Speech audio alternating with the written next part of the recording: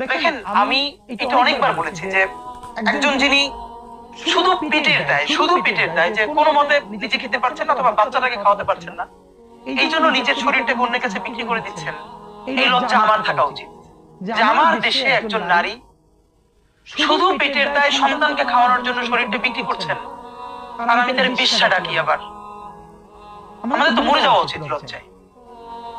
যে অন্য কোনো কারণে পতিতাবৃত্তি করে তার তো কখনোই আর কোনো কারণ নাই, কিন্তু এমন অনেক মানুষ আছে, আপনি রাতে বের হয়ে দেখেন বাচ্চার মুখে খাবার দিতে পারেন। আপনি খেয়াল করেন, আমার চোখে আপনার চোখে যিনি একজন বেশ্যা, এই মানুষটা যখন এই টাকায় বাচ্চার জন্য একটা খাবার কিনে নিয়ে যাচ্ছে, সেই বাচ্চার চোখে উনি এই দুনিয়ার সব থেকে সম্মানিত জননী। একজন নারীকে দুটো চোখে, একজন তার কাছে জননী আর আমার চোখে বেশ্যা। একটা বিশ্বাস করেন, ন্যূনতম বৈষম্যহীন ইনসাফের